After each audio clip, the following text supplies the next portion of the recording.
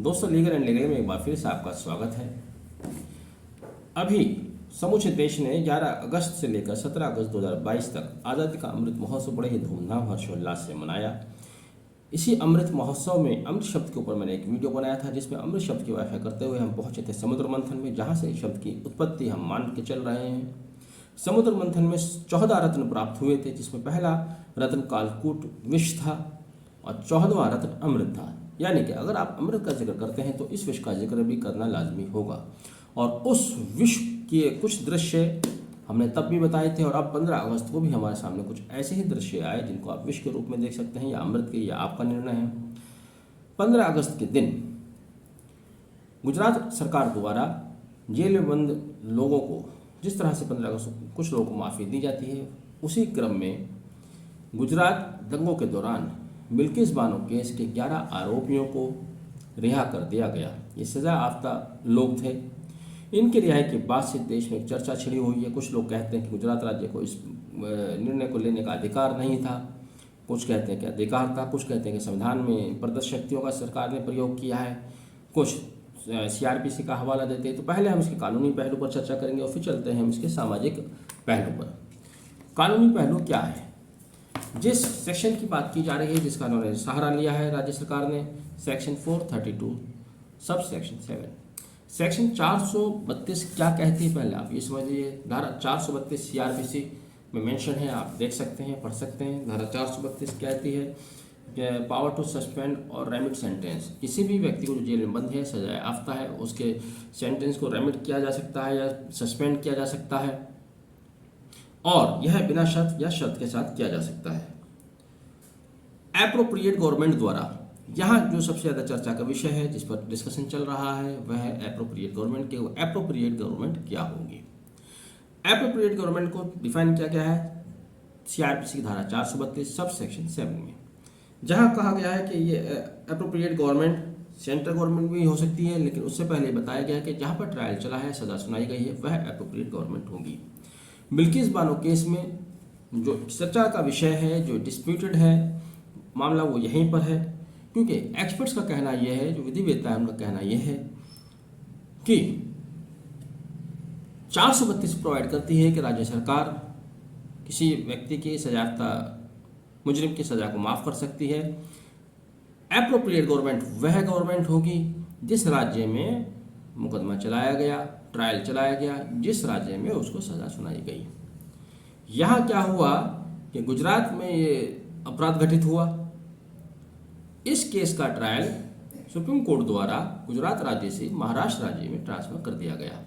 संपूर्ण ट्रायल महाराष्ट्र राज्य में हुआ और महाराष्ट्र राज्य ट्रायल कोर्ट ने ही, इसमें CBI कोर्ट ने इनको 11 आरोपियों को सजा सुनाई। इसलिए ये कहा जा रहा है कि गुजरात राज्य को सजा माफ करने का अधिकार नहीं था, यह अधिकार महाराष्ट्र राज्य को था। इसी क्रम में एक बहुत ही लीडिंग जजमेंट है, बहुत मशहूर जजमेंट है, उसका भी हवाला दिया जा सकता है। उसमें स्पष्ट सुप्रीम कोर्ट की कॉन्स्टिट्यूशनल बेंच ने इस मुद्दे को कर दिया था, जो कि यूनियन ऑफ इंडिया बनाम श्री हरिहरन उर्फ मुरुगन के नाम से जाना जाता है। 2015 का एक केस है, जिसमें सुप्रीम कोर्ट ने स्पष्ट कर दिया था कि जहां पर ट्रायल चला है, जहां पर सजा सुनाई गई है, वहां पर वही राज्य उस अपराधी की सजा को माफ कर सकता है। इससे पहले गुजरात राज्य ने जो निर्णय लिया है 15 अगस्त को, इससे पहले इन 11 आरोपियों में से एक आरोपी द्वारा रेमिशन की एक पिटीशन गुजरात हाई कोर्ट में फाइल की गई थी, और तब गुजरात हाई कोर्ट ने इसी निर्णय, सुप्रीम कोर्ट की कॉन्स्टिट्यूशनल बेंच के इसी निर्णय का हवाला देते हुए उस पिटीशन को सुनने से इनकार कर दिया था। गुजरात हाई कोर्ट ने कहा था, चूंकि ट्रायल महाराष्ट्र में चला है, सजा महाराष्ट्र में हुई है, इसलिए आप पिटीशन महाराष्ट्र सरकार के समक्ष पेश कीजिएगा, हम इसको डिसाइड नहीं कर सकते। सुप्रीम कोर्ट की कॉन्स्टिट्यूशनल बेंच का हवाला देते हुए गुजरात हाई कोर्ट ने मार्च 2022 में इस पिटीशन को एक बार खारिज कर दिया था। तब ये लोग सुप्रीम कोर्ट आए और सुप्रीम कोर्ट ने गुजरात हाई कोर्ट द्वारा दिए गए इस व्यू को नहीं माना। सुप्रीम कोर्ट का कहना ये था कि क्योंकि घटना गुजरात हाई कोर्ट में घटित हुई है, एक्सेप्शनल केसेस में लिमिटेड उद्देश्य के लिए इस केस को महाराष्ट्र ट्रांसफर कर दिया गया था, इसलिए और ट्रांसफ़र कर दिया गया था, वहाँ ट्रायल चला, उसके बाद से अपराधी मुजरिम गुजरात राज्य की ही जेल में बंद हैं। इसलिए गुजरात राज्य को अधिकार है कि वह इस पर निर्णय करे। सुप्रीम कोर्ट ने गुजरात राज्य को निर्देश जारी किया था कि वे इस पर कोई निर्णय लें। यहाँ पर मोटे तौर पर सुप्रीम कोर्ट ने भारी गलती की है, ऐसा एक्सपर्ट का कहना है। क्या भारी गलती की है? भारी गलती ये की है कि जब 432 सब सेक्शन 7 एप्रोप्रिएट गवर्नमेंट जहाँ पर आता है, वहाँ स्पष्ट किया गया है कि जहाँ ट्रायल चला है, जहाँ सजा सुनाई गई है, वही राज्य निर्णय करेगा। और यहाँ पर कॉन्स्टिट्यूशनल बेंच ने भी union of India versus Shri Hariharan उर्फ मुरुगन में भी स्पष्ट कर दिया था। तब सुप्रीम कोर्ट ने अपनी कॉन्स्टिट्यूशनल बेंच के दिए गए निर्णय को ही एक तरह से पलट दिया और कहा कि एक्सेप्शनल केसेस में इस केस को ट्रांसफ़र किया गया था। भले ही एक्सेप्शनल केस में ट्रांसफ़र किया गया या लिमिटेड उद्देश्य के लिए ट्रांसफ़र किया गया, वहाँ कानून में ऐसा बात कुछ नहीं है। कानून में तो ये कहा गया है कि जहाँ ट्रायल चला, जहाँ पर सज़ा सुनाई गई, उसका फॉलो होना चाहिए था। लेकिन सुप्रीम कोर्ट ने इसको पूरी तरह से नज़रअंदाज कर दिया। इसी को लेकर लीगल फ्रेटर्निटी में एक नाराज़गी है और सुप्रीम कोर्ट के द्वारा दिए गए निर्देश को लेकर असहमति है। बहरहाल ये हुआ इसका एक कानूनी पहलू। साथ ही 433 का भी जिक्र आया है। सेक्शन 433 इसमें कहा गया है पावर टू कम्यूट सेंटेंस, कि राज्य सरकार को कम्यूट करने की पावर है। कैपिटल पनिशमेंट को किसी और पनिशमेंट चेंज कर सकते हैं। अगर उसको लाइफ टर्म पनिशमेंट है तो उसको घटा सकते हैं। लेकिन नीचे ये भी कहा गया है 433A रेस्ट्रिक्शन लगाई गई है। उसमें रेस्ट्रिक्शन लगाई गई है कि अगर मर्डर या ऐसा अपराध है जहां उम्र कैद की सज़ा है, कैपिटल पनिशमेंट है, वहां तभी उसको एंटरटेन किया जा सकता है जब उनको 15 साल इससे ज़्यादा का समय हो गया है। यहाँ पर आरोपियों को 15 साल जेल में रहते हुए हो गया है, उनकी तरफ से कहा गया था एक आरोप की तरफ से। लेकिन अब इसके सामाजिक पहलू पर आ जाइए।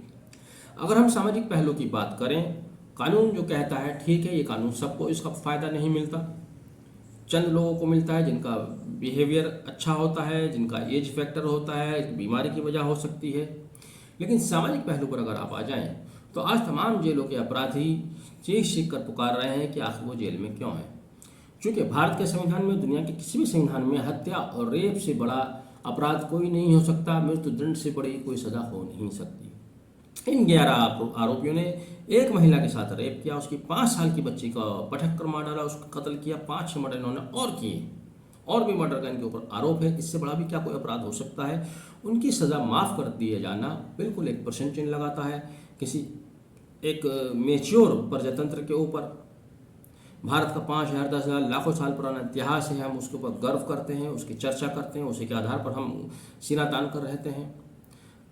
हर किसी का एक सामाजिक दायरा होता है, एक व्यक्ति का होता है, अपने घर परिवार उसका समाज होता है, एक राज्य का होता है, देश उसका समाज होता है, एक देश का भी समाज होता है, पूरी दुनिया के बीच में वो रहता है, उसको पूरी दुनिया के बीच में जवाबदेह होना पड़ता है। अब आने वाले अगले 150,000 साल जब जब हम 15 अगस्त मनाएंगे, जब जब हम कानून की बात करेंगे, तो इस केस का जिक्र जरूर आएगा। मेरी राय में भी ये निर्णय सही नहीं लिया गया। अगर ये निर्णय सही है तो आज निर्भया के आरोप में जिन लोगों को फांसी की सजा दी गई थी, आज उनके माँ बाप भी चीख कर पुकार रहे हैं कि हमारे बच्चों को फांसी क्यों दी गई। आंध्र प्रदेश या किसी राज्य का मामला था, अभी 2-1 साल पहले उन्होंने एक टीचर के साथ रेप किया, 4 लोगों ने, पुलिस ने उनका एनकाउंटर कर दिया, जिसको फेक एनकाउंटर मोटे तौर पर कहा जा सकता है। पुलिस के ऊपर फूलों की वर्षा की गई, भाई क्यों उनका एनकाउंटर हुआ है। इसके अलावा देश भर की जेलों में 4,78,600 लोग जेल में हैं, जिनमें से 1,44,000 कन्विक्टेड हैं, सजा याफ्ता हैं, 3,223 डिटेन हैं, 765 इनमेट्स हैं। वो भी सवाल कर रहे हैं कि वो जेल में क्यों हैं। इनमें से 1 लाख प्लस ही हत्या या दूसरे जघन्य अपराध में मुजरिम हैं, बाकी जेल में क्यों हैं, वह सब सवाल कर रहे हैं। उनका राइट बनता है कि उनको भी रिहा किया जाए। अगर ऐसे जघन्य अपराधियों को रिहा किया जा सकता है तो फिर तो किसी को भी रिहा किया जा सकता है। फिर जेल में रखने का उद्देश्य किसी व्यक्ति को क्या बनता है, यह एक बड़ा सवाल है, एक प्रश्न चिन्ह है जो राज्य द्वारा लिए निर्णय पर लग जाता है। राज्य जो अपने निर्णय लेते हैं उसके बहुत सारे कारण होते हैं, उनकी बहुत सारी मजबूरियां होती हैं। वो अपने चुनाव को फोकस में रखते हैं, वो लोगों के वेलफेयर को कम और चुनाव को ज़्यादा फोकस में रखते हैं। तो चुनाव के कारण प्रजातंत्र या कोई राज्य किस हद तक जाएगा, क्या निर्णय लेगा, ये तो उसी का निर्णय है, इस पर कोई कमेंट नहीं किया जाना चाहिए। बहरहाल बिल्किस बानो केस में चूँकि ये रेप का मामला है, किसी महिला के साथ हत्या का मामला है, रेप के मामलों में देश में कोई कमी नहीं आ रही, तेजी से बढ़ रहे हैं। शायद वो इसीलिए बढ़ रहे हैं जैसे निर्णय उनको बढ़ावा देते हैं।